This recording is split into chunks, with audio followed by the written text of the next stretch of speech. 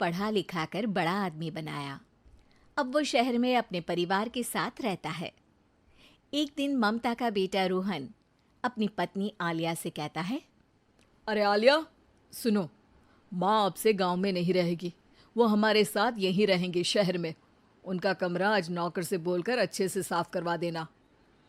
ओह, आज तो मेरी किटी पार्टी है, फिर मुझे जिम और फिर शॉपिंग। ठीक है, कल करवा दूंगी। अ, अच्छा, लेकिन माँ के सामने ये कपड़े नहीं चलेंगे। हाँ, तुम्हें साड़ी या सूट पहनना होगा। अरे बिल्कुल भी नहीं। मेरे मम्मी पापा ने इतना पैसा लगाकर शादी इसलिए नहीं की थी कि मैं अपनी मर्जी के कपड़े पहन ओढ़ भी ना सकूं। अरे चलो, गुस्सा मत हो, लेकिन कुछ दिन तो माँ की खुशी के लिए कर सकती हो ना। लेकिन आलिया मानती नहीं। माँ आती है सिंपल सी साड़ी, झोला और चप्पल पहनकर। अरे रोहन, मैं इनके साथ कैसे रहूंगी? मेरी फ्रेंड्स क्या कहेंगी? ये तो पूरी गंवार लग रही है। आलिया, माँ गांव में रहती थी इसलिए ऐसी हैं। तुम आज ही माँ के साथ जाकर उनकी पसंद की शॉपिंग करवा देना। इनके साथ घर के अंदर रहना मुश्किल है, बाहर तो मैं कभी भी ना जाऊं। रोहन को आलिया पर गुस्सा आ जाता है। माँ, ओ माँ। हाँ बेटा।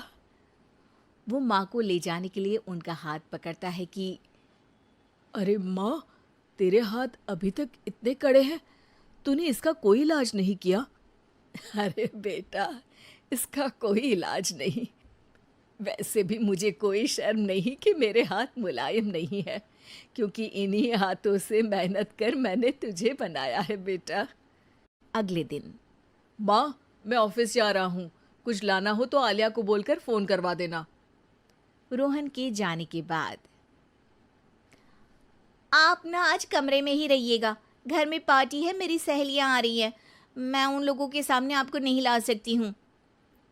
ठीक है बहू, लेकिन तुम कहो तो मैं कुछ खाने को बना दूँ तुम लोगों की पार्टी के लिए।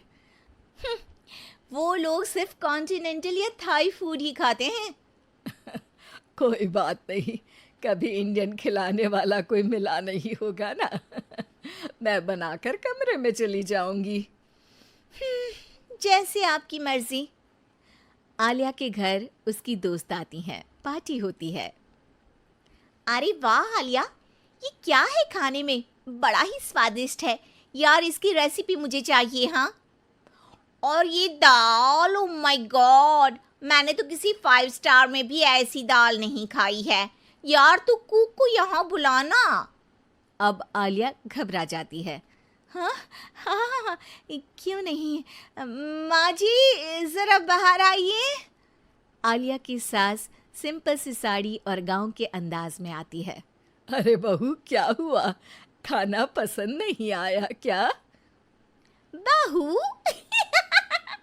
अरे ये गांव से दिखने वाली औरत तुम्हें बहू क्यों बोल रही है? कौन है ये? वो हमारी नई नौकरानी है। सास बहू की बात सुनकर बहुत दुखी हो जाती है।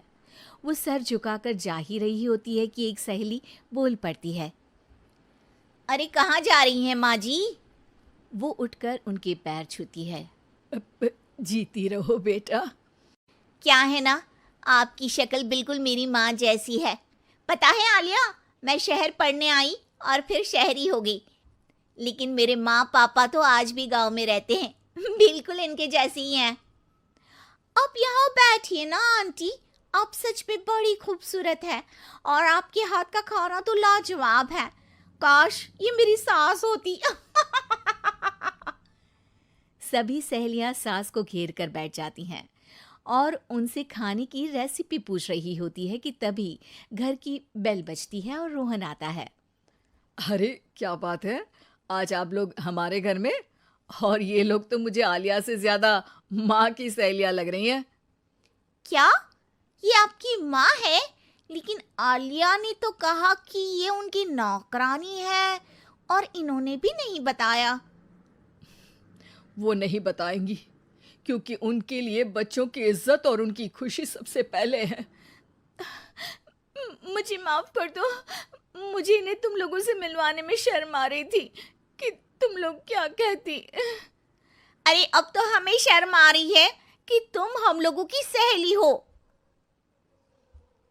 हाँ, जो माँ जैसी सास को नौकरानी बोले वो हमारी सहेली नहीं हो सकती।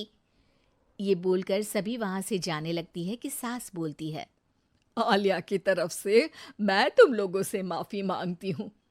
उसने जो कहा उसके लिए मैं उसे माफ़ करती हूँ। अब तुम लोग भी उसे माफ़ कर दो, क्योंकि अगर तुम लोगों ने उससे दोस्ती तोड़ी तो फिर मेरे हाथ का खाना कैसे खाओगी? नहीं नहीं आंटी, जरूर आएंगे, लेकिन अब आलिया की नहीं बल्कि आपकी सहेली बनकर।